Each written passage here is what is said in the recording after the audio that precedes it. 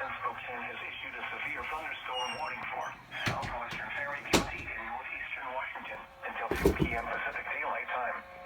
At 1:10 p.m. Pacific Daylight Time, a severe thunderstorm was located 15 miles southeast of Nespeon Community, Oregon, 44 miles southeast of Omek, moving north at 15 miles per hour. Hazard, quarter-size hail. Source, radar indicated. Impact, damage to vehicles is expected. Locations impacted include